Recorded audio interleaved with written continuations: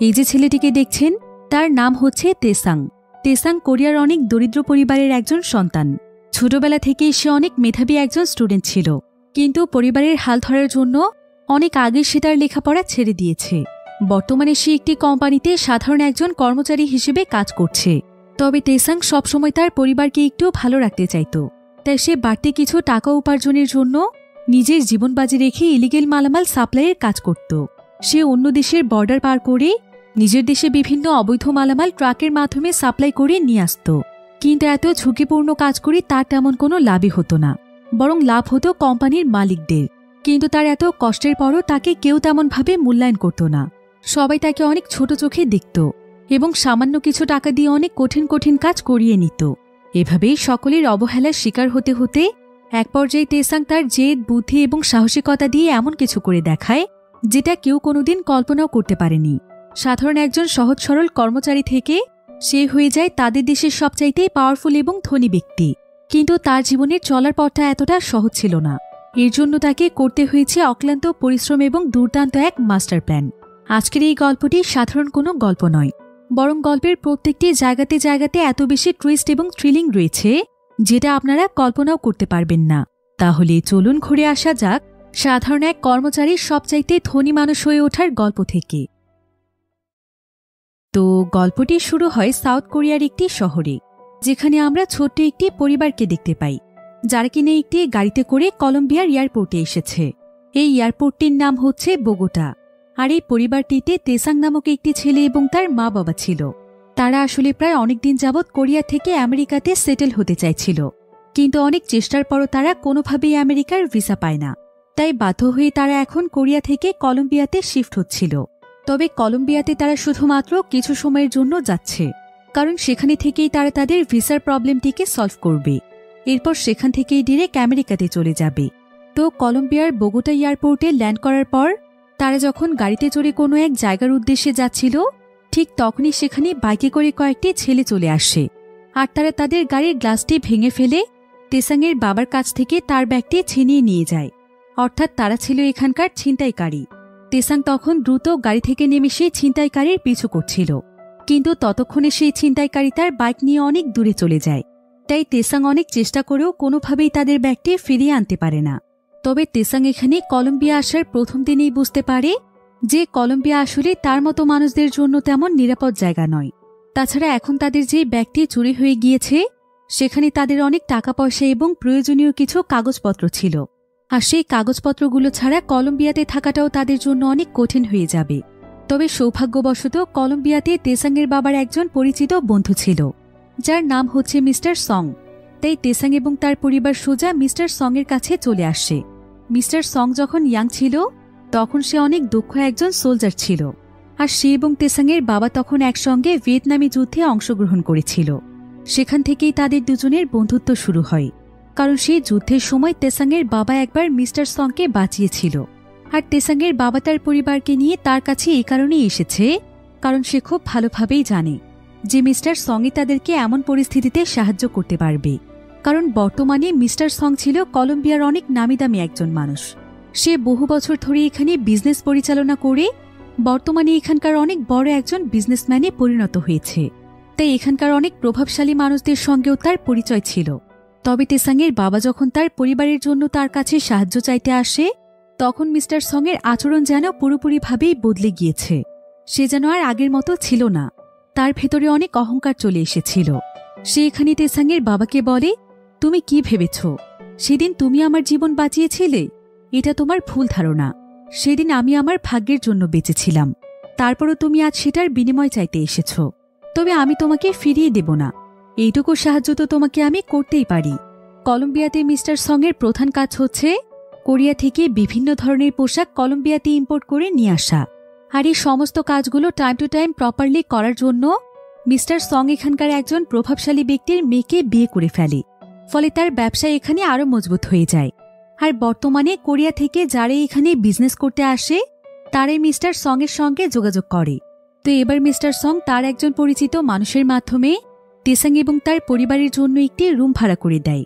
আর সে তেসাংকে একটি কাজ দেওয়ার জন্য তাকে তার ওয়াইফের কাছে নিয়ে যায়, কারণ তার ওয়াইফ এবং তার শ্বশুরের অনেক বড় ইম্পোর্টের বিজনেস রয়েছে। তো তার ওয়াইফ তখন তেসাংকে দেখিয়ে একটি কাজ দিয়ে দেয়, যেখানে তার কাজ হচ্ছে বিভিন্ন মালামাল প্যাক করে সেগুলোকে ডেলিভারি করা। তেসাংয়ের মাকেও একটি কাজ দেয়া হয়, তাকে কাজ দেয়া হয় তাদের গার্মেন্টস সেক্টরে।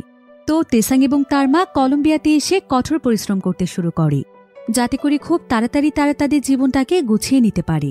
আসলে কোরিয়াতে তেসাংয়ের বাবার অনেক বড় একটি বিজনেস ছিল, সেখানে তাদের জীবন অনেক ভালোভাবেই কাটছিল, তাদের টাকা পয়সার কোনো কমতি ছিল না। কিন্তু এক পর্যায়ে হঠাৎ করেই তাদের বিজনেসে বড় একটি ধস নেমে আসে। একটি কোম্পানি তেসাংয়ের বাবার প্রায় সমস্ত টাকাই মেরে দেয়। ফলে খুব অল্প দিনের মধ্যেই তেসাংয়ের বাবা তার পুরো পরিবার সহ ঋণ এবং লোনের বোঝায় ডুবে যায়। আর কিছুদিনের মধ্যেই চারিপাশ থেকে টাকার জন্য সবাই তাদেরকে চাপ দিতে থাকে। এমনকি অনেকে তো তাদেরকে এসে মারধরও করে যায় এবং তাদেরকে সময় দিয়ে যায় যে 1 মাসের মধ্যে টাকা শোধ করতে না পারলে তাদেরকে গ্রেফতার করা হবে। তাই তেসাংয়ের বাবা তখন তার পুরো পরিবারকে বাঁচানোর জন্য পালিয়ে কোরিয়া ছেড়ে কলম্বিয়াতে চলে আসে। কিন্তু এসব কিছুর জন্য তেসাংয়ের বাবা কখনোই নিজের উপর দোষারোপ করত না, বরং সে দোষারোপ করতেই সমাজকে এবং সমাজের মানুষকে, কারণ তারাই তাকে আজকে এই পরিস্থিতিতে এনে দাঁড় করিয়েছে। তবে তেসাং মনে প্রাণে চাইত যে সে তার নিজের দেশ কোরিয়াতে একদিন ফিরবে এবং এমনভাবে ফিরবে যাতে করে সবাই তাকে সম্মান করে। এজন্য তেসাং প্রতিনিয়ত কঠোর পরিশ্রম করত। কিন্তু কলম্বিয়া আসার পর তেসাংয়ের বাবার মানসিক অবস্থা অনেক বেশি খারাপ হয়ে যাচ্ছিল। সে ডিপ্রেসড হতে হতে নিজেকে একদম একা করে ফেলেছিল। এমনকি তেসাং এবং তার মা কাজ করলেও সে নিজে কোনো কাজেই যেতে চাইছিল না। সেই সাথে সে সারাদিন ড্রিঙ্কস করে মাতাল অবস্থায় পড়ে থাকত। তবে এই বিষয়টি তেসাংয়ের একদমই ভালো লাগত না। তবে আস্তে আস্তে তেসাং তার কলম্বিয়ার জীবনে অভ্যস্ত হয়ে যায়, আর এখানে তার কাজ করতে করতে প্রায় 2 বছর সময় পার হয়ে যায়। এবার আমরা মিস্টার সংকে দেখতে পাই, যে কিনা তার একজন বডিগার্ডের সঙ্গে কথা বলছিল। তারা এখানে তাদের নতুন একটি ডিলের ব্যাপারে কথা বলছিল, যেখানে তাদেরকে 1 ট্রাক ভর্তি স্পেশাল একটি প্রোডাক্ট এখান থেকে অনেক দূরের একটি জায়গাতে ডেলিভারি করে দিতে হবে। তবে এটা অনেক বেশি রিস্কের কাজ ছিল, কারণ যদি কোনোভাবে একবার তাদের এই ট্রাকটি ধরা পড়ে যায় তাহলে অনেক বড় সমস্যা হতে পারে। তাই তাদের এই প্রোডাক্টগুলো ডেলিভারির জন্য বিশ্বস্ত একজন মানুষের প্রয়োজন ছিল। মিস্টার সংয়ের বডিগার্ড তখন তাকে তেসাংয়ের কথা বলে, কারণ তেসাং অনেক পরিশ্রমী এবং বিশ্বস্ত। তাই সেদিন রাতের বেলা মিস্টার সং তেসাংকে তার কাছে ডাকে, আর সে তেসাংকে তার এই কলম্বিয়াতে আসার ঘটনা শোনায়, যে কিভাবে সে কলম্বিয়াতে এসে ছোট্ট একটি বিজনেস শুরু করেছিল। রাস্তার ফুটপাতে সে কিভাবে কোরিয়া থেকে কাপড় এনে বিক্রি করত, আর সেই কাপড়ের বিজনেসে সে আজকে এতটাই উঁচুতে নিয়ে এসেছে যে তাকে এখন এক নামে সবাই চেনে। তবে এতদূর আসার জন্য তাকে অনেক বুদ্ধি করে চলতে হয়েছে, বেছে নিতে হয়েছে কিছু অবৈধ রাস্তা। সে আসলে কলম্বিয়া আসার কিছুদিন পরেই এখানে সিক্রেটভাবে ইলিগেল কিছু কাপড় বিক্রি করত। সেটার মাধ্যমে দ্রুত তার ভাগ্যের চাকা ঘুরে যায় এবং পরবর্তীতে সে এখানকার অনেক বড় একজন বিজনেসম্যানের মেয়েকে বিয়ে করে ফেলে। তারপরে তার ইম্পোর্টের বিজনেস অনেক বড় হয়ে যায়। কলম্বিয়াতে তার ফুটপাত থেকে শুরু করে একদম অনেক উঁচু লেভেলের মানুষদের সঙ্গেও ভালো সম্পর্ক। এমনকি সে এখানকার একজন গ্যাংস্টারকেও তার বন্ধু বানিয়ে ফেলেছিল, যার একটি কথাই এই শহরে সবকিছুই সম্ভব। তার নাম হচ্ছে ডনলি, আর সেই ডনলি এখন তার বিজনেস পার্টনার। এরপর মিস্টার সং বলে, তেসাং, তোমার ভেতরে আমি অন্যরকম এক শক্তি দেখেছি। তুমি তোমার বাবার মতো নও। আমার মনে হয় তুমি চাইলে আমার চাইতে অনেক বড় পর্যায়ে যেতে পারবে। তবে তোমাকে আমার অনেক বোকা মনে হয়। কিন্তু একটা কথা মনে রেখো, সৎ পথে থেকে তুমি তোমার জীবনে কিছুই করতে পারবে না। তবে তোমার মাঝে আমি যে সততা দেখেছি সেটা আমার বিজনেসের জন্য অনেক প্রয়োজন। তুমি শুধুমাত্র আমার জন্য সৎ থাকবে। আমি তোমাকে আমার স্পেশাল ইম্পোর্টার বানাতে চাই। তুমি এখন থেকে আমার স্পেশাল কিছু প্রোডাক্ট ডেলিভারি করে দিয়ে আসবে, যেটা তোমাকে অনেক বিশ্বস্ততার সাথে করতে হবে। আর যদি তুমি কাজটি করে আমার বিশ্বাস অর্জন করতে পারো তাহলে তুমি হবে পরবর্তীতে আমার অ্যাসিস্ট্যান্ট ম্যানেজার। তোমার পুরো ভাগ্যের চাকা একদম বদলে যাবে। তুমি কি আমার সঙ্গে হাত মিলিয়ে কাজটি করতে চাও? যদিও তেসাং এখানে খুব ভালোভাবেই বুঝতে পারছিল যে কাজটি হয়তো কোনো ইলিগেল কাজ হবে, তাই সে প্রথমে করতে না চাইলেও পরবর্তীতে সে রাজি হয়ে যায়, কারণ সেও তার এমন জীবন থেকে বেরিয়ে আসতে চায়। সেও চায় একটু ভালোভাবে জীবনযাপন করতে। তাই পরের দিনই শেষে প্রোডাক্টগুলো ডেলিভারি করতে বেরিয়ে যায়। তার সঙ্গে মিস্টার সংয়ের আরও একজন লোক ছিল।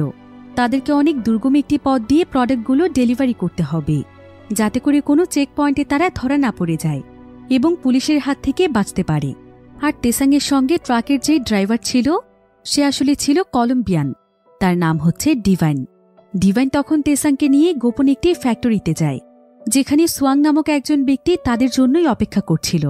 সোয়াং আসলে মিস্টার সঙের হয়ে কাজ করে থাকে।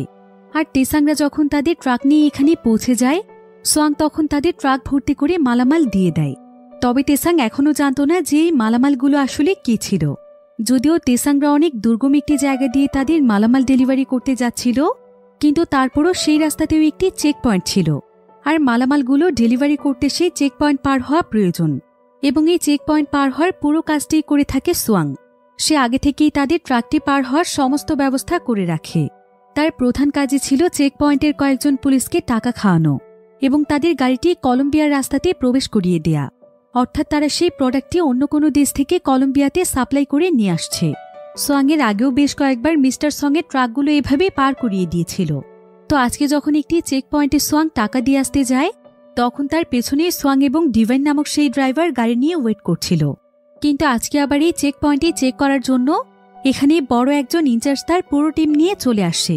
আর তারা তেসাংদের গাড়িটি দেখতে পেয়ে গাড়িটি চেক করতে চলে যায়। তেসাং এতে অনেকটাই ভয় পেয়ে যায়, কারণ এমন পরিস্থিতি তার জীবনেই প্রথমবারের মতো ছিল। তো একজন অফিসার এখানে এসে তেসাংকে গাড়ি থেকে নেমে আসতে বলে, কিন্তু তেসাং তখন এই প্রোডাক্টগুলো বাঁচানোর জন্য সে অফিসারের কোনো কথা না শুনেই গাড়ি নিয়ে পালানোর চেষ্টা করছিল। কারণ তেসাং চাইছিল মিস্টার সঙকে খুশি করতে, যাতে করে মিস্টার সঙ তাকে বড় পদের কোনো কাজ দেয়। তাই তেসাং অনেক স্পিডে গাড়ি চালিয়ে চেক পয়েন্টটিকে ক্রস করার চেষ্টা করছিল, কিন্তু পেছন থেকে ইনচার্জের পুরো টিম গাড়িটির ভেতরে গুলি করতে থাকে, যার ফলে দেখা যায় যে গাড়ির ভেতরে থাকা অনেক মালামাল বাহিরে পড়ে যেতে থাকে। আর এখানে আমরা জানতে পারি যে আসলে গাড়িতে করে যে সমস্ত মালামালে স্মাগলিং করা হচ্ছে, সেই মালামালগুলো মূলত আসলে ছিল মেয়েদের আন্ডারগার্মেন্টসের পোশাক, যেগুলো কলম্বিয়াতে আমদানি বা রপ্তানি করা ছিল ইলিগেল। তাই এখন পুলিশ পুরোপুরিভাবে তাদের পেছনেই লেগে যায়। আর এভাবেই তেসাংয়ের গাড়ির পেছনেই ধাওয়া করতে করতে তেসাংয়ের গাড়িটি রাস্তার একটি সাইনবোর্ডের সাথে ধাক্কা লেগে অ্যাক্সিডেন্ট হয়ে যায়। তেসাং বুঝতে পারে যে সেই গাড়ি নিয়ে আর পালাতে পারবে না, তাই সে দ্রুত গাড়ি থেকে নেমে পড়ে এবং ওইটুকু সময়ের মধ্যে যতটুকু সম্ভব তার হাত দিয়েই মালামালগুলোকে সংগ্রহ করছিল। আর সেগুলো হাতে নিয়ে এসে পুলিশের কাছ থেকে পালানোর চেষ্টা করছিল। সে কোনোভাবেই মিস্টার সঙের বিশ্বাস ভাঙতে চাইছিল না। আর সে এইটুকু মালামাল এই কারণেই বাঁচাতে চাইছিল যাতে করে মিস্টার সঙ বুঝতে পারে যে সে মালামালগুলোকে বাঁচানোর জন্য আপ্রাণ চেষ্টা করেছে। তো পুলিশ তখন তেসাংকে বেশ কিছুক্ষণ ধাওয়া করার পর তার কাছে গিয়ে তাকে লাথি দিয়ে ফেলে দেয় এবং তারা তাকে সেখানেই অ্যারেস্ট করে ফেলে। সেই সাথে তাদের ট্রাক এবং ট্রাকের মালামালগুলোও জব্দ করে ফেলে। তবে সোয়াং এবং ডিভান সেই জায়গা থেকে পালাতে সক্ষম হয়েছিল। তেসাং তো ভেবেছিল যে এখানেই তার পুরো লাইফ শেষ, তাকে হয়তো এখন অনেকগুলো বছর কলম্বিয়াতেই জেল খাটতে হবে। কিন্তু তাকে জেলে নিয়ে আসার কয়েক ঘন্টা পরেই দেখা যায় যে সেই জেলের দরজার সামনে মিস্টার সঙ চলে আসে। তেসাং তাকে দেখে অনেক খুশি হয়ে যায়। এরপর সে তার প্যান্টের ভেতর থেকে কয়েকটি মালামাল বের করে মিস্টার সঙকে দেয় এবং বলে যে সে শুধুমাত্র এইটুকু মালই উদ্ধার করতে পেরেছে। মিস্টার সঙ এতে তেসাংয়ের উপর অনেক ইমপ্রেস হয়ে যায়। তবে আসলে মিস্টার সঙের ক্ষমতা ছিল অনেক দূর পর্যন্ত, কারণ কলম্বিয়ার অনেক বড় বড় ব্যক্তিদের সঙ্গে তার ভালো সম্পর্ক রয়েছে। তাই তাদের পাওয়ারকে কাজে লাগিয়ে সে খুব সহজেই তেসাং এবং তার মালামালের গাড়িটি ছাড়িয়ে নেয়। ভিডিওর এই পর্যায়ে আপনাদেরকে সবচাইতে বিশ্বস্ত একটি বুকমেকার অ্যাপের সঙ্গে পরিচয় করিয়ে দিতে চাই, যার অফিসিয়াল পার্টনার হচ্ছে সিরিয়া এবং পিএসজি। আইপিএল চলছে পুরো দমে। 23 এপ্রিল মুখোমুখি হতে যাচ্ছে দুটো শীর্ষ দল, মুম্বাই ইন্ডিয়ান্স বনাম সানরাইজার্স হায়দ্রাবাদ। এটি উদযাপনের জন্য একটি এক্সক্লুসিভ ইভেন্ট রয়েছে, যেখানে আপনি আপনার প্রিয় দলকে সমর্থন করে 380 টাকা থেকে 1 কোটি টাকা পর্যন্ত জিততে পারবেন। এই অ্যাপে আপনি সমস্ত লাইভ ম্যাচের ফলাফল এবং লাইভ ম্যাচ দেখতে পারবেন। এমনকি আপনি স্কোরও অনুমান করতে পারেন, যেমন কোন টিম জিতবে, কোন টিম কত রান করবে এবং কে সর্বোচ্চ স্কোর করবে। সেই সাথে এখানে BMW গাড়ি, আইফোন, ল্যাপটপ এবং আরও অনেক নগদ পুরস্কার জেতার সুযোগ রয়েছে। আপনার প্রথম ডিপোজিটে 30,000 টাকা এবং বিনামূল্যে স্পিন পেতে পারেন। আর জেতা টাকা আপনি চাইলে বিকাশ, রকেট, নগদ, ব্যাংক এবং অন্যান্য সহজ পদ্ধতির মাধ্যমে খুব সহজেই তুলে নিতে পারেন। তাহলে আর দেরি কিসের? রেজিস্ট্রেশনের জন্য পিন কমেন্টে থাকা লিঙ্কে ক্লিক করুন অথবা গুগলে গিয়ে অনুসন্ধান করুন। আর রেজিস্ট্রেশনের সময় প্রোমোকোড ব্যবহার করুন এবং বোনাস পান। এটা শুধুমাত্র একটি বিজ্ঞাপন। এই সমস্ত অ্যাপে আর্থিক ক্ষতির সম্ভাবনা রয়েছে, তাই এই ধরনের অ্যাপ থেকে দূরে থাকুন। আর এই ঘটনার পর তেসাংয়ের উপর তার অনেক ভরসাও তৈরি হয়ে যায়। সে তখন তেসাংকে তার মেইন টিমে ওয়েলকাম জানানোর জন্য একটি পার্টির আয়োজন করে, যেখানে তার সমস্ত পরিচিত মানুষেরা অ্যাটেন্ড করেছিল। মিস্টার সং তখন তেসাংকে সকলের সঙ্গে পরিচয় করিয়ে দেয় আর সবাইকে জানায় যে তেসাং এখন তার টিমের লোক। আর এখানে শুধুমাত্র সেই সমস্ত মানুষেরাই ছিল যারা কিনা মিস্টার সঙের এই বিজনেসে ইনভেস্ট করেছে। তারা সবাই আসলে কোরিয়ান ছিল। এখানে মিস্টার সঙের মিস্টার পার্ক নামক একজন বন্ধু ছিল যে কিনা কলম্বিয়াতে এসে স্মাগলিং করে অনেক বড়লোক হয়েছে। সেই সাথে এখানে মিস্টার পোর নামক একজন ব্যক্তি ছিল। যদিও মিস্টার পোর বহুদিন আগেই কলম্বিয়াতে এসেছিল, কিন্তু এখন পর্যন্ত সে তার লাইফে তেমন একটা উন্নতি করতে পারেনি। সে মূলত একটি বার চালিয়ে তার জীবন পরিচালনা করে, তাই তার টিমের সবাই তাকে মিস্টার পোর বলে ডাকে। এবার সোয়াং এখানে তেসাংকে তার কথা বলে যে সে কোরিয়ার সবচাইতে পপুলার ইউনিভার্সিটিতে গ্র্যাজুয়েশন কমপ্লিট করেছিল। পরবর্তীতে সে একটি চাকরি পেতে অনেক স্ট্রাগল করেছে, কিন্তু সেখানে তার লেখাপড়ার যেন কোনো মূল্যই ছিল না। তাই সে তার জীবন বদলাতে কলম্বিয়াতে চলে এসেছিল। আর এখানেও সে তেমন ভালো কিছু করতে না পেরে একটি কার ওয়াশিং গ্যারেজে কাজ করত। আর যখন থেকে সে মিস্টার সঙের সঙ্গে হাত মিলিয়ে বিজনেস করছে, তখন থেকেই তার ভাগ্যই বদলে গিয়েছে। সেও এখন অনেক টাকার মালিক। এসব শুনে তেসাংয়ের মনে অনেক আশা জাগছিল যে সেও হয়তো তার ভাগ্য পাল্টে ফেলতে পারবে। তো এখানে গল্প করতে করতে সকলের সঙ্গে তেসাংয়ের ভালো সম্পর্ক তৈরি হয়ে যায়। তো এভাবেই দেখতে দেখতেই প্রায় বেশ কয়েকদিন সময় পার হয়ে যায়। বর্তমানে তেসাংয়ে সোয়াংয়ের মালগুলো ডেলিভারির প্রধান কাজ করত। তারা পুরো টিম মিলে এতটাই সাবধানতার সাথে কাজগুলো কমপ্লিট করত যে সহজে তারা চেক পয়েন্টে ধরা পড়ত না। সেই সাথে তেসাংও প্রত্যেকবারই মাল সাপ্লাই করে নিয়ে আসার সময় এমনভাবে তার গাড়িগুলো সাজিয়ে রাখত এবং চেক পয়েন্টের অফিসারদের সঙ্গে কথা বলত যে তার উপর আর কোনোভাবেই অফিসারদের সন্দেহ তৈরি হতো না, বরং তাকে নর্মাল একজন ব্যবসায়ী মনে করে ছেড়ে দিত। কারণ একবার তারা ধরা পড়ার পর মিস্টার সং তাদেরকে কোনো মতে বাঁচিয়েছে, তবে দ্বিতীয়বার সে তার সেই লোকদের মাধ্যমে যে তাকে বাঁচাতে পারবে এটার কোনো গ্যারান্টি ছিল না। তাই তাকে সবসময় সাবধানতার সাথেই কাজ করতে হয়। এভাবেই প্রায় কয়েক বছর ধরে তেসাং এবং তার পুরো টিম কাজ চালিয়ে যাচ্ছিল। ফলে দেখতে দেখতেই তাদের এই ইলিগেল বিজনেস অনেক বড় হয়ে যায়। তারা সবাই মিলে অনেক টাকা উপার্জন করতে থাকে। তেসাংয়ের পরিস্থিতিও আগে থেকে অনেকটাই ভালো হয়ে যায়। আর বর্তমানে মিস্টার সঙও তাকে অনেক বেশি পছন্দ করে এবং তার পুরো টিমের মধ্যে সে সবচাইতে বিশ্বাস করে তাকে। তেসাং আবার শুরু থেকেই মিস্টার সঙকে বস বলে ডাকত। তাই মিস্টার সং একদিন তেসাংকে তার কাছে ডেকে বলে যে তেসাং এখন তার কাছে তার নিজের মানুষের মতো। তাই তেসাং যেন তাকে আজ থেকে আর বস না বলে, বরং সে যেন তাকে আঙ্কেল বলে ডাকে। কিন্তু তারপরও তেসাং তাকে বস বলে সম্বোধন করছিল, কারণ তেসাং তাকে তার সম্মানের জায়গাটা সবসময় দিতে চায়। এটা শুনে তেসাংয়ের প্রতি মিস্টার সং আরও ইমপ্রেস হয়ে যায়। অন্যদিকে আমরা সোয়াংকে দেখতে পাই। সোয়াং সিক্রেটভাবে তার টিমের সঙ্গে একটি প্ল্যান করছিল। সোয়াং এখানে তার টিমকে বলে যে সে অনেক বছর ধরে মিস্টার সঙের পার্টনার হয়ে কাজ করছে, যেখান থেকে সে মাত্র কয়েক % টাকা পায়। কিন্তু সে নিজে এখন কলম্বিয়াতে একটি বিজনেস করতে চায়। সে অনেক চিন্তা ভাবনা করে দেখেছে যে কোরিয়ার শীতের জ্যাকেটগুলো অনেক বেশি কোয়ালিটিফুল এবং সেগুলো দেখতেও অনেক সুন্দর, কিন্তু সেগুলো কলম্বিয়ার কোনো জায়গাতেই পাওয়া যায় না। তাই কলম্বিয়ার জন্য কোরিয়ান জ্যাকেট হবে একটি আনকমন প্রোডাক্ট। এজন্য সে ভাবছে যে সে সিক্রেটভাবে জ্যাকেটের বিজনেস করবে। কিন্তু এখানে সোয়াংয়ের একজন টিম মেম্বার বলে, আপনার কি মনে হয় যে কলম্বিয়ার মতো দেশে জ্যাকেটের মতো বিজনেস চলবে? ধরতে গেলে এখানে সারা বছরই গরম থাকে, এখানে শীত থাকে মাত্র কয়েকদিনের জন্য। তাহলে জ্যাকেটের বিজনেস এখানে কিভাবে লাভজনক হবে? সোয়াং তখন তাকে বলে, আমার মূল পয়েন্টটা আসলে এই জায়গাতেই যে কলম্বিয়াতে শীত খুবই কম সময়ের জন্য আসে। এখানে শীত কম থাকে বলেই তো এখানে লাভের পরিমাণটা বেশি হবে। কারণ এই অল্প কিছুদিনে শীতের সময়ে মানুষ যখন ভালো ভালো কালেকশন পাবে তখন তারা সেগুলোকে অনেক বেশি দামে কিনবে। আর শীত যেহেতু মাত্র কয়েকদিনের জন্য থাকবে, তাই এই কয়েকদিনেই মানুষ নতুন নতুন কালেকশন ট্রাই করার জন্য তারা এইটুকু সময়েই বারবার বিভিন্ন স্টাইলিশ জ্যাকেট কিনবে। আর এটাই হবে জ্যাকেটের বিজনেসের সবচাইতে বড় প্লাস পয়েন্ট। কিন্তু আসলে কলম্বিয়াতেও জ্যাকেটের বিজনেস ইলিগেল ছিল। তাই সোয়াং সিদ্ধান্ত নেয় যে সে তেসাংকে তার হাতে নিয়ে আসবে এবং তেসাংয়ের মাধ্যমে সে মালামালগুলো আনবে, ঠিক যেমনটা মিস্টার সং করে থাকে। তো এরপর সোয়াং তেসাংকে খবর দেয় আর সে তার বিজনেস আইডিয়ার ব্যাপারে সবকিছু তাকে বলে। সে তেসাংকে বলে যে তেসাং তো এখন মালামাল সাপ্লাই করতে অনেক বেশি দক্ষ, তাই সে শুধুমাত্র তেসাংয়ের সঙ্গে জ্যাকেটের বিজনেস করতে চায়।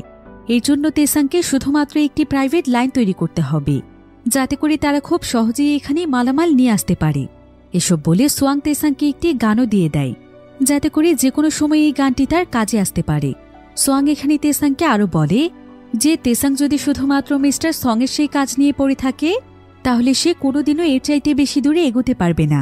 তাদের দুজনেরই এখন সময় হয়েছে নিজেদেরকে অনেক উঁচু পর্যায়ে নিয়ে যাওয়ার, আর তেসাং তার সঙ্গে থাকলে তারা দুজনই এটা করতে পারবে।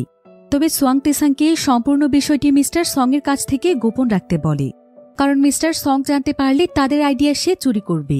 কিন্তু একথা শুনে তেসাং আর তার সঙ্গে কাজ করতে চাইছিল না, কারণ সে মিস্টার সঙের ভরসা কিছুতেই ভাঙতে চায় না। তবে সোয়াং তখন তাকে বলে যে তেসাং আসলে মিস্টার সঙকে যতটা ভালো মানুষ মনে করে, মিস্টার সং আসলে ততটা ভালো মানুষ নয়। মিস্টার সং তার সঙ্গে এই কারণেই ভালো আচরণ করে, যাতে করে সে তাকে তার কাজে ব্যবহার করতে পারে। আর যেদিন মিস্টার সঙের তেসাংয়ের সঙ্গে সমস্ত কাজ শেষ হয়ে যাবে, সেদিন সে তাকে ছুঁড়ে ফেলে দেবে। তাই তার আগে যেন তেসাং নিজে কিছু করে দেখায়, যাতে করে তাকে অন্য কারো উপর নির্ভরশীল হয়ে থাকতে না হয়। কিন্তু তারপরও তেসাং তাকে মানা করে দিয়ে চলে আসে। অন্যদিকে মিস্টার সঙের কাছে মিস্টার পোর নামক সেই ব্যক্তিটি আসে, আর সে মিস্টার সঙকে জানায় যে সে সিক্রেটভাবে একটি খবর পেয়েছে। সেটা হলো সোয়াং তেসাংকে কোনো এক মালামাল সাপ্লাই করে এনে দিতে বলেছে। কিন্তু একথা শুনে মিস্টার সং তখন হাসে, আর সে তাকে বলে যে সোয়াংয়ের কাছে তেসাংকে সে নিজেই পাঠিয়েছে, কারণ সে তেসাংয়ের বিশ্বস্ততা চেক করতে চায়। মিস্টার পোর জানতে চায় সেটা কিভাবে।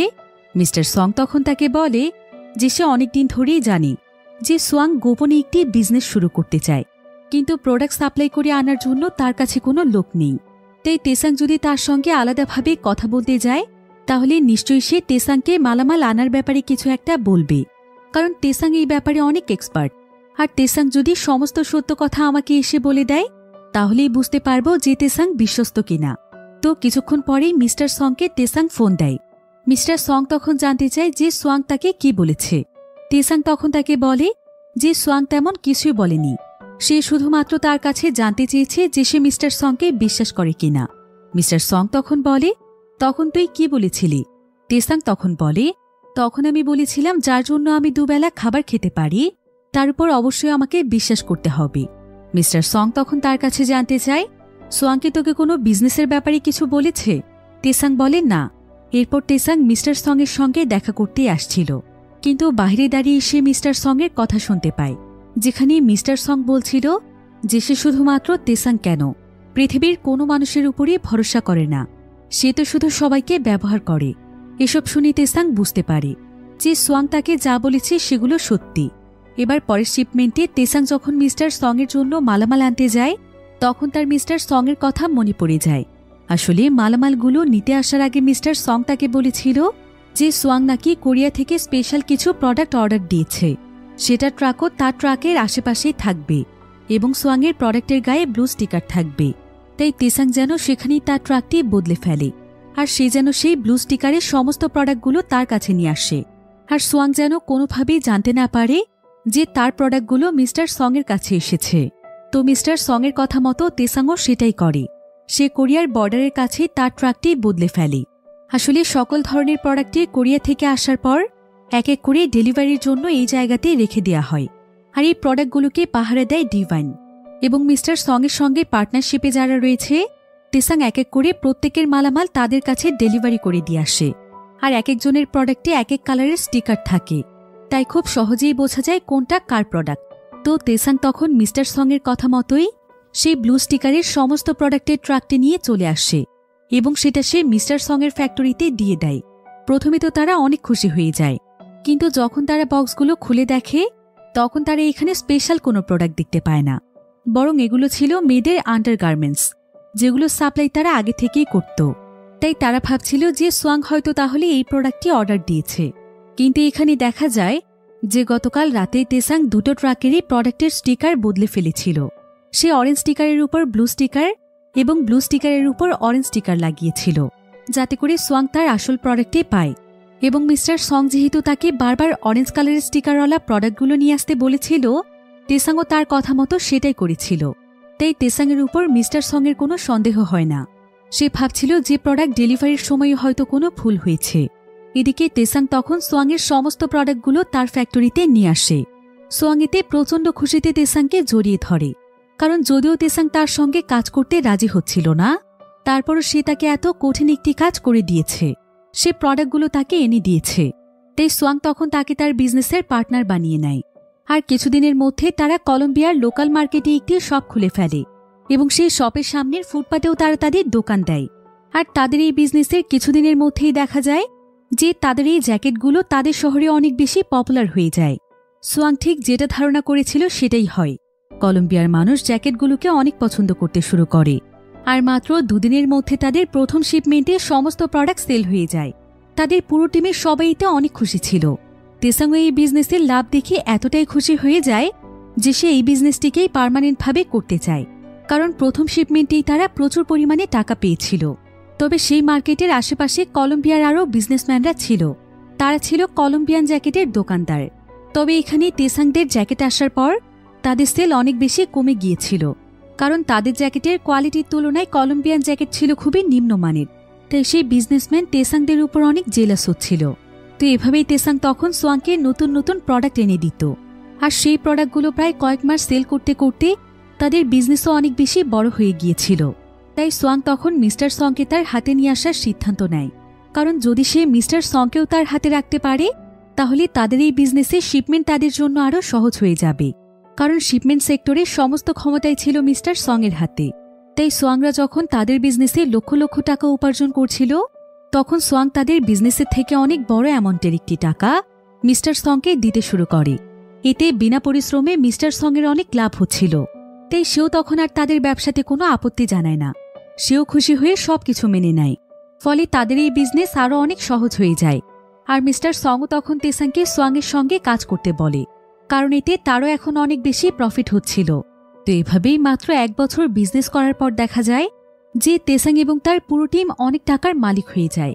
তাদের কারো কাছে এখন টাকা পয়সার কোনো অভাব ছিল না। তেসাং সেই শহরে তার পরিবারের জন্য একটি বাড়িও কিনে ফেলে। এমনকি সোয়াংয়ের সাথে সে অনেক বড় বড় 5 স্টার হোটেল এবং রিসোর্টেও যায়। এরপর একদিন সোয়াং তেসাংকে অনেক এক্সপেন্সিভ একটি ঘড়ি উপহার দেয়। তেসাং জানতে চায় যে সে তাকে এত এক্সপেন্সিভ ঘড়ি কেন দিয়েছে। সোয়াং তখন তাকে বলে যে তেসাংয়ের জন্যই তার স্বপ্ন পূরণ হয়েছে। সে কলম্বিয়াতে একটি বিজনেস প্রতিষ্ঠা করতে পেরেছে। এখন তার স্বপ্ন হচ্ছে কলম্বিয়ার সবচাইতে বড় শহরে অনেক লাক্সারিয়াস একটি শপিং মল তৈরি করা, কারণ কলম্বিয়াতে কোরিয়ান প্রোডাক্টের চাহিদা অনেক বেশি। যদিও তার এই প্ল্যানটি অনেক ভালো একটি প্ল্যান ছিল, কিন্তু কলম্বিয়ার বিজনেসম্যানরা এমন বিজনেসম্যান নয় যে তারা এখানে চুপচাপ লাক্সারিয়াস একটি শপিং মল তৈরি করবে আর এদিকে সেই বিজনেসম্যানরা চুপচাপ সেটা দেখবে। তারা সবসময় তাদেরকে তাদের টার্গেটে রাখবে এবং টেনে নিচে নামানোর চেষ্টা করবে। তাই সবসময় তাদেরকে অনেক সাবধানে থাকতে হবে। অন্যদিকে আমরা সেই কলম্বিয়ান বিজনেসম্যানকে দেখতে পাই যে কিনা তেসাংদের বিজনেস নিয়ে অনেক বেশি জেলাস ছিল। এই বিজনেসম্যানের নাম হচ্ছে লিচ্যাং। লিচ্যাং আসলে লুকিয়ে লুকিয়ে সেই পুলিশ অফিসারের কাছে আসে যাকে মিস্টার সং টাকা দিয়ে তার টিমে রেখেছে। লিচ্যাং তখন সেই পুলিশ অফিসারকে অনেকগুলো টাকা দেয় এবং সেটার বিনিময়ে সেটাকে তার একটি কাজ করে দিতে বলে। সে বলে যে এর পরের বার যখন তেসাংদের প্রোডাক্টের শিপমেন্ট আসবে তখন সে যেন মেইন ইনচার্জকে খবর দিয়ে চেক পয়েন্টে নিয়ে আসে, কারণ তেসাংদের কাছে প্রোডাক্ট না পৌঁছলে তার বিজনেসে লাভ হবে। আর যদি সে তার এই সিম্পল কাজটি করে দেয় তাহলে সে তাকে আরও অনেক বেশি টাকা দেবে। আর সে যে এই কাজটি করেছে এই ব্যাপারে কেউই জানবে না। অফিসারও তখন এতগুলো টাকা পেয়ে তার কথায় রাজি হয়ে যায়। আর এবার যখন তেসাং এবং তার পুরো টিম কোরিয়া থেকে প্রোডাক্ট নিয়ে কলম্বিয়াতে আসছিল তখন সেই পুলিশ অফিসার আগে থেকেই খবর দিয়ে ইনচার্জকে চেক পয়েন্টে নিয়ে এসেছিল। ফলে সেখানে তেসাংদের সমস্ত কিছু চেক করার পর তারা সবাই এখানে ধরা পড়ে যায়। তাদের সমস্ত মালামালগুলোও পুলিশ জব্দ করে ফেলে। তবে এবার তাদের এই মালামালগুলোতে অনেকগুলো ইনভেস্টর ইনভেস্ট করেছিল, কিন্তু এখন এই মালামালগুলো পুলিশ জব্দ করে নেওয়ার ফলে তারা সঠিকভাবে সেই ইনভেস্টরদের টাকাগুলো ফিরিয়ে দিতে পারবে না। তাই চারিপাশ থেকেই হঠাৎ করেই তাদের উপর অনেক প্রেশার পড়ে যায়। তার উপর এবছর তারা আর তাদের বিজনেসের কাজটি করতে পারবে না। আর কাজ যদি তারা না করতে পারে তাহলে তাদের অনেক বড় বিপদ হয়ে যাবে। ইনভেস্টররা তাদের উপর প্রেশার ক্রিয়েট করবে এবং আস্তে আস্তে তাদের বিজনেসও হয়তো বন্ধ হয়ে যাবে। তাই তাদেরকে এখন মালামাল আনার জন্য কোনো না কোনো প্ল্যান করতে হবে। এজন্য তাদের টিমের সবাই একসঙ্গে মিলে প্ল্যান করছিল যে আসলে কিভাবে তাদের এই জটিল সমস্যাটিকে সমাধান করা যায় আর এখন কোন জায়গা দিয়ে স্মাগলিং করে মালামালগুলো আনা যায়। তো এসব ব্যাপারে কথা বলতে বলতে তাদের টিমের ড্যান নামক একটি ছেলে বলে যে সে ভেনেজুয়েলা নামক একটি জায়গা চেনে, আর বর্তমানে ভেনেজুয়েলাতে প্রচুর পরিমাণে স্মাগলিংয়ের মালামাল পড়ে আছে। তারা চাইলে আপাতত এই সিজনের জন্য সেখান থেকেই মালামাল সংগ্রহ করতে পারে। যদি তারা কোনো মতে বগুড়া সিটি পর্যন্ত পৌঁছে যায় তাহলে সেখান থেকে মালামাল আনাটা তাদের জন্য অনেক সহজ হয়ে যাবে, কারণ সেখানে সচরাচর কোনো চেক পয়েন্ট থাকে না। যদিও সেই মালামালগুলো আসলে কোরিয়ান প্রোডাক্ট নয়, তাই তারা চাইলে আপাতত সেই প্রোডাক্টগুলো দিয়েই কাজ চালাতে পারে। কিন্তু এখন সবচাইতে বড় সমস্যা হচ্ছে, সেই ভেনেজুয়েলা শহরের আশেপাশের এলাকা ছিল তাদের শত্রুদের এলাকা, যাদের সাথে অনেক বছর আগে তাদের ঝামেলা হয়েছিল। তাই সেখানে চেক পয়েন্ট না থাকলেও অনেক বড় বিপদ রয়েছে। কিন্তু এসব কিছু জানার পরও তেসাং সেখানে যেতে রাজি হয়ে যায়, কারণ সকলের মতোই সে তার জীবনে যত অর্থ উপার্জন করেছিল সেই সমস্ত অর্থের মালামালগুলো পুলিশ জব্দ করে ফেলেছে। অর্থাৎ এই মিশনটিতে তার সারা জীবনের উপার্জন জড়িয়ে আছে। তাই যেভাবেই হোক এই কাজটি তাকে কমপ্লিট করতে হবে। সে কোনোভাবেই তার পুরাতন জীবনে ফিরে যেতে চায় না। তবে তেসাংয়ের এমন সাহসিকতায় তারা সবাই অনেক খুশি হয়েছিল। কিন্তু এখন যেহেতু তাদেরকে নতুন প্রোডাক্ট আনতে হবে, তাই এখন অনেক বেশি টাকার প্রয়োজন ছিল। এজন্য তাদের টিমে যতজন মানুষ রয়েছে তারা সবাই একটি ব্যাগের মধ্যে এক এক করে নিজেদের ভাগে টাকা দিয়ে দেয়। আর সেই টাকা ভর্তি ব্যাগটি দিয়ে দেওয়া হয় তেসাংকে, কারণ মালগুলো নিয়ে আসার জন্য তেসাংয়ে যাবে। এরপর তেসাং সেই সমস্ত টাকা নিয়ে তার বাড়িতে চলে আসে এবং শুয়ে শুয়ে চিন্তা করতে থাকে যে কিভাবে সেই প্ল্যানটিকে সাকসেস করবে। কিন্তু এমন সময় তেসাং তার বাবার আওয়াজ শুনতে পায়, আর সে দ্রুত তার ঘর থেকে বেরিয়ে আসে। বর্তমানে তেসাংয়ের বাবার মানসিক পরিস্থিতি অনেক খারাপ ছিল। সে সবসময় নিজেকে একটি রুমের মধ্যে বন্দি করে রাখত, কারণ তার বিজনেস ধ্বংস হয়ে যাওয়ার পর সে সেটারই দুশ্চিন্তায় থাকত। কিন্তু তেসাং তার সঙ্গে যে টাকাগুলো নিয়ে এসেছিল সেটা তার বাবা দেখে ফেলে। আর এই টাকাগুলো দেখে তার কাছে মনে হচ্ছিল যে সে তার বিজনেস ঠিক করে ফেলতে পারবে। তাই সে তেসাংয়ের দিকে তার একটি বন্দুক তাক করে জোর করে তেসাংয়ের কাছ থেকে সেই টাকার ব্যাগটি নিয়ে নেয়। এরপর তার বাবা সেই ব্যাগটি নিয়ে একটি গাড়িতে উঠে পড়ে, আর সেই গাড়িটি ড্রাইভিং সিটে থাকা একটি মেয়ে তাকে তখন ড্রাইভ করে সেখান থেকে নিয়ে যাচ্ছিল। অন্যদিকে তেসাংও তখন তার বাবার পিছু করতে শুরু করে। তবে তার বাবার গাড়িটি যখন তার গাড়ি থেকে অনেকটাই দূরে চলে আসে, তখন সেই গাড়িতে থাকা মেয়েটি তার বাবার কাছ থেকে টাকার সেই ব্যাগটি নিয়ে সেখান থেকে পালিয়ে যায়। তেসাং তখন দ্রুত দৌড়ে তার বাবার কাছে আসে, কিন্তু এখানে আসার পর সে দেখতে পায় যে সে মেয়েটি আসলে তার বাবাকে গুলি করে তার কাছ থেকে টাকা নিয়ে পালিয়েছে। আর এখানে তার বাবার প্রচণ্ড ব্লিডিং হচ্ছিল, যার ফলে মাত্র কয়েক মিনিটের মধ্যেই তার বাবা তার চোখের সামনেই মারা যায়। তেসাং এতে অনেক কষ্ট পেয়েছিল, কারণ আর যা কিছুই হয়ে যাক সে তো তার বাবা, সে তাকে অনেক ভালোবাসে। এবার বাবার সমস্ত ফিউনারেলের কাজ শেষ করার পর তেসাং তার টিমের কাছে আসে, আর ততক্ষণে তার টিমের সবাই টাকার ব্যাপারে সবকিছু জেনে গিয়েছিল। তাই তারা তেসাংকে বলছিল যে যেভাবেই হোক তাদের টাকা ফিরিয়ে দিতে। তারা সবাই এখানে টাকার কথাই ভাবছিল, কিন্তু তেসাং যে আজকে তার বাবাকে হারিয়েছে এই ব্যাপারে তারা কেউ তাকে কোনো সান্ত্বনাই দিচ্ছিল না। তেসাং এতে বুঝতে পারে যে পৃথিবীতে শুধুমাত্র টাকারই মূল্য আছে, মানুষের কোনো মূল্য নেই। তো এখানে সবাই যখন তেসাংকে টাকার জন্য অনেক প্রেশার দিচ্ছিল, তখন তেসাং তাদের সবার উপর প্রচণ্ড রেগে যায়। আর সে চিৎকার করে সবাইকে বলে, যখন আমি নিজের জীবন বাজি রেখে তোমাদের জন্য কাজ করেছিলাম তখন তোমরা সবাই আমাকে মাথায় করে রেখেছিলে।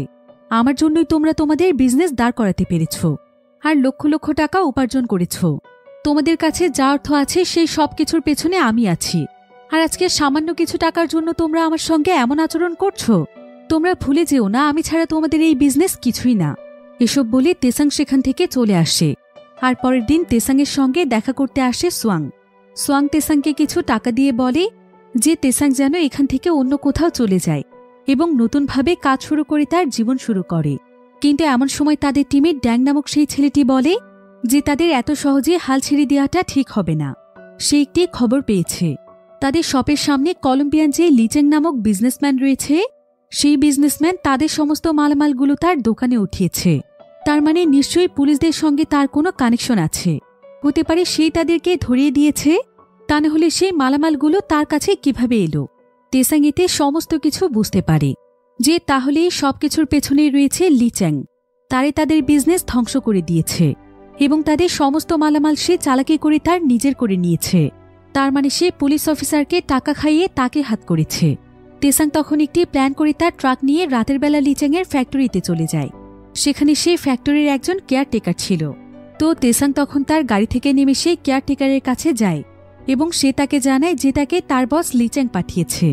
সে এবং লিচ্যাং এখন একই টিমেই কাজ করছে, আর লিচ্যাং তাকে ফ্যাক্টরি থেকে মালামাল নিয়ে যেতে বলেছে, কারণ তাদেরকে তাদের সবটি সাজাতে হবে। এরপর কেয়ারটেকার জানতে চায় যে বাকি ট্রাকগুলো তাহলে কখন আসবে এসব বলতে বলতে সে কাকে যেন ফোন দিচ্ছিল, তাই তেসাং তখন তার উপর হামলা করে। আর এমন সময় সেখানে সেই কেয়ারটেকারের একজন বন্ধুও চলে আসে। তেসাং তখন তাকেও মারধর করে তার অবস্থা খারাপ করে দেয়। আর কিছুক্ষণের মধ্যেই তেসাংয়ের প্ল্যান মোতাবেক তার টিমের বাকি সদস্যরা এখানে ট্রাক নিয়ে চলে আসে এবং তারা সবাই মিলে লিচ্যাংয়ের ফ্যাক্টরি থেকে তাদের সমস্ত মালগুলো নিয়ে যায়, কারণ এই মালগুলো তাদেরই ছিল। তো এভাবে তারা তাদের মালামালগুলো পেয়ে যায়। অন্যদিকে লিচ্যাং যখন এটা জানতে পারে, তখন সে বন্দুক নিয়ে সোজা মিস্টার সং-এর কাছে চলে আসে। আর সে মিস্টার সং-কে গুলি করে মেরে ফেলতে যাচ্ছিল, কারণ সে ভাবছিল যে এই কাজটি মিস্টার সং করেছে। কিন্তু মিস্টার সং তাকে বুঝিয়ে বলে যে এই মালামালের সঙ্গে তার কোনো সম্পর্ক নেই, হতে পারে তেসাং এবং তার পুরো টিম এমনটা করেছে। অন্যদিকে আমরা তেসাংকে দেখতে পাই। তেসাং তার গাড়িতে করে মিস্টার সং-এর সঙ্গে দেখা করতে যাচ্ছিল, কিন্তু এমন সময় একজন ব্যক্তি বাইক নিয়ে তার পেছনে পড়ে যায়। আর সে একটি বন্দুক দিয়ে তাকে শুট করে মেরে ফেলতে চাইছিল। যদিও তেসাং এখান থেকে পালিয়ে যাওয়ার চেষ্টা করছিল, কিন্তু সেই ব্যক্তি তাকে এখানেই গুলি করে দেয়। আর সিন এখানেই কাট হয়ে যায়। অন্যদিকে লিচ্যাং মিস্টার সং-এর সঙ্গে কথা বলছিল। সে মিস্টার সং-কে বলছিল যে সে যেন কৌশলে তেসাংকে তার হাতে তুলে দেয়, কারণ তেসাংয়ের জন্যই তার বিজনেসে অনেক লস হয়ে যাচ্ছে। মিস্টার সং যদি তাকে এই কাজটি করে দেয়, তাহলে সে তাকে অনেক টাকা দেবে। তবে ঠিক এমন সময় সেখানে তেসাং চলে আসে। সে তাদের দুজনের মাঝখানে বসে পড়ে। এরপর তেসাং লিচ্যাংকে বলে, একেই তো তুই আমাদের বিজনেসের সমস্ত মালামালগুলো দখল করেছিলি, আর এখন কিনা আমাকে মারার জন্য লোক লাগিয়ে দিয়েছিলি। কিন্তু আমার তেমন কোনো ক্ষতিই হয়নি, আমি উল্টো তোর সেই ভাড়া করা লোককে ডবল টাকা খাইয়েছি। একথা বলতে বলতে লিচ্যাংকে সেখানে কেউ একজন গুলি করে মেরে ফেলে। আসলে তেসাং যাকে টাকা দিয়েছে সেই তেসাংয়ের কথা মতো লিচ্যাংকে মেরে ফেলেছে। এরপর লিচ্যাং মিস্টার সং-কে বলে যে তার বিজনেসের মধ্যে যে আসবে সে কাউকেই ছাড়বে না, সে তার বিজনেসকে অনেক বড় করবে। তেসাংয়ের এমন রূপ দেখে মিস্টার সং-ও কিছুটা ভয় পেয়ে গিয়েছিল। এ ঘটনার পর তেসাং আস্তে আস্তে অনেক বদলে গিয়েছিল। সে লোক ভাড়া করে সেই মেয়েটিকেও মেরে ফেলে, যে কিনা তার বাবাকে হত্যা করেছিল। এভাবেই সমস্ত প্রতিশোধ নেওয়া শেষ হলে তেসাং তার নিজের বিজনেস নিজেই শুরু করে দেয়। সে নিজেই মালামাল স্মাগলিং করে এনে নিজেই বিক্রি করতে থাকে, যার ফলে এখন সমস্ত প্রফিট তার একারই ছিল। এভাবেই তেসাংয়ের একা একা বিজনেস করতে করতে প্রায় 3 বছর সময় পার হয়ে যায়। আর বর্তমান সময়ে আমরা তেসাংকে দেখতে পাই। তেসাং এখন আর আগের মতো ছিল না। সে এখন কলম্বিয়ার অনেক ধনী একজন মানুষ। তার কাছে এখন টাকা পয়সার কোনো অভাব ছিল না। তার বিজনেসও এখন অনেক বড় হয়ে গিয়েছিল। কিন্তু এই ঠিক কিছুদিন পরেই দেখা যায় যে কলম্বিয়ার সরকার তাদের দেশে নতুন একটি আইন চালু করে। আইনটি ছিল অ্যান্টি স্মাগলিংয়ের ব্যাপারে। অর্থাৎ তাদের দেশে এখন যতগুলো স্মাগলিং করা জিনিসপত্র আছে সেই সমস্ত কিছুই সরকার খুব শীঘ্রই জব্দ করে ফেলবে এবং স্মাগলিংয়ের সমস্ত রাস্তা বন্ধের ব্যাপারে এখন থেকে কঠোর আইন প্রয়োগ করা হবে। আর যদি কোনো ব্যক্তি স্মাগলিংকৃত জিনিসপত্র বিক্রি করতে গিয়ে ধরা পড়ে যায়, তাহলে তাকে 15 বছরের জেল দেয়া হবে। এখন এই আইন প্রয়োগ করার পরপরই দেখা যায় যে সোয়াংয়ের ফ্যাক্টরিতে যত ধরনের মালামাল ছিল, পুলিশ সেই সমস্ত মালামাল জব্দ করে সেগুলোতে আগুন লাগিয়ে দেয়, কারণ তার বিজনেস এখন পুরোপুরিভাবে শেষ হয়ে গিয়েছে। এভাবেই কলম্বিয়াতে অনেক মানুষের স্মাগলিংয়ের বিজনেস বন্ধ হয়ে যায়। ফলে তারা রাস্তায় নেমে আন্দোলন করতে শুরু করে। ফলে পুরো দেশে স্মাগলিং নিয়ে অনেক বিশৃঙ্খল পরিস্থিতি সৃষ্টি হয়ে যায়। প্রায় বেশ কিছুদিন যাবৎ এমন পরিস্থিতি চলতে থাকে। আর কিছুদিন পর আবারও সবকিছু স্বাভাবিক হয়ে যায়। এরপর একদিন তেসাং তার পরিচিত সমস্ত বিজনেসম্যানকে তার কাছে ডাকে। তারা সবাই হচ্ছে তেসাংয়ের বিজনেস পার্টনার। এরপর তেসাং এখানে সকলকে উদ্দেশ্য করে বলে, আমরা বহু বছর ধরে স্মাগলিংয়ের মাধ্যমে বিজনেস করেছি, কিন্তু এখন যেহেতু কলম্বিয়াতে আইন প্রয়োগ হয়েছে, তাই আমাদের সবার উচিত আইনের প্রতি শ্রদ্ধা রাখা। আমরা অভাবে পড়ে অন্যায়ের রাস্তা বেছে নিয়েছিলাম, কিন্তু এখন মোটামুটি আমাদের সবারই পরিস্থিতি অনেকটাই ভালো। তাই এখন থেকে আমাদের সৎ পথে বিজনেস করা উচিত। আমি চাই আমাদের স্মাগলিংয়ের সমস্ত রাস্তাগুলো চিরদিনের জন্য বন্ধ হয়ে যাক। আমরা এখন থেকে সেই সমস্ত প্রোডাক্টই বিক্রি করব যেগুলো আমরা লিগ্যাল ওয়েতে নিয়ে আসতে পারব। আমার মনে হয় এতেও আমাদের অনেক ভালো বিজনেস হবে।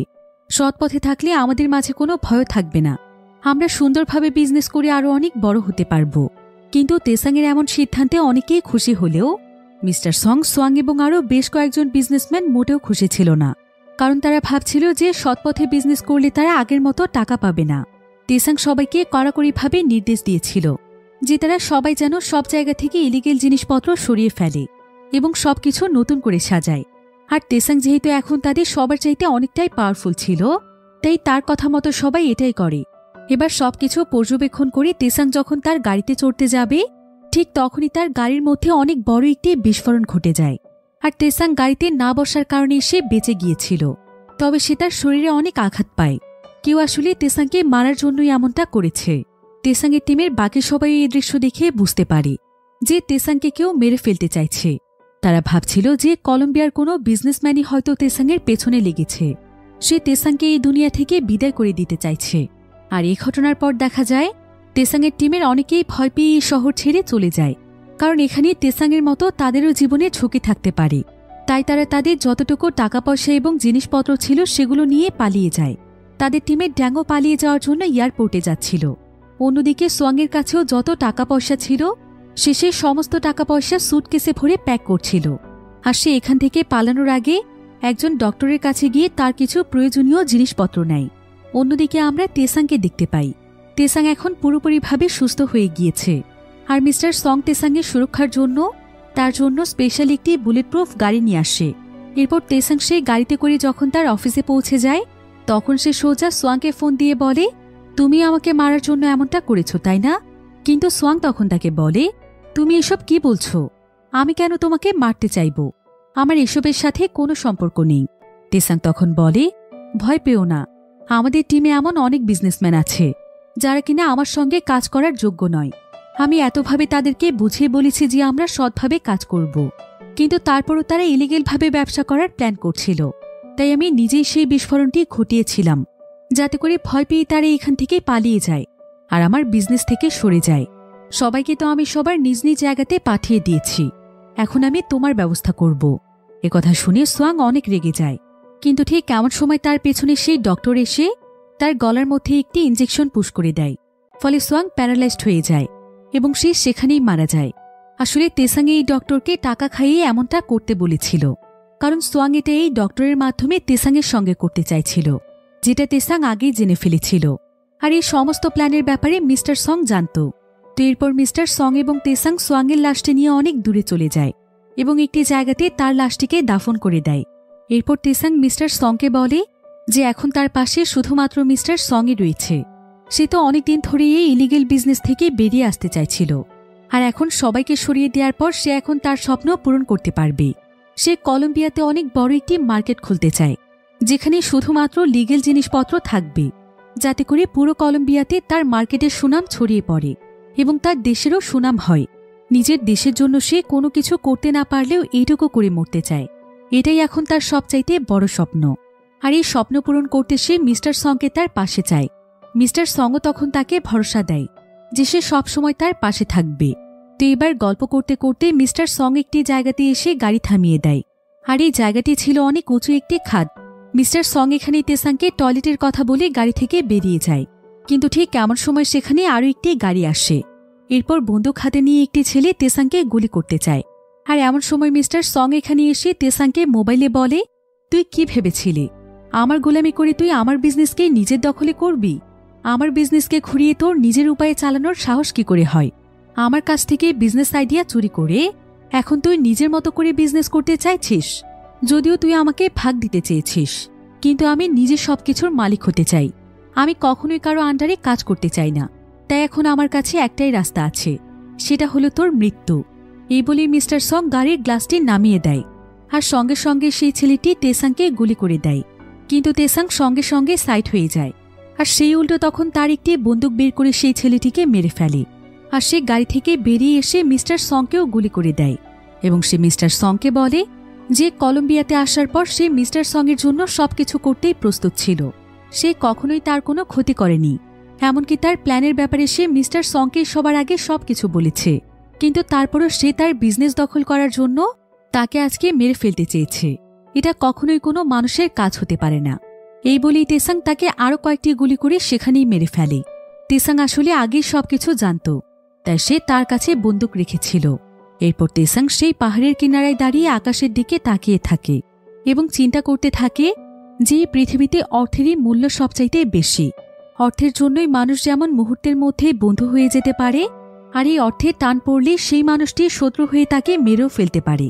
তেসাং তার জীবনে এই জিনিসটি সবচাইতে ভালোভাবে বুঝতে পেরেছে। তো এমনই একটি থ্রিলিং এন্ডিংয়ের মাধ্যমে গল্পটি এখানেই শেষ হয়ে যায়।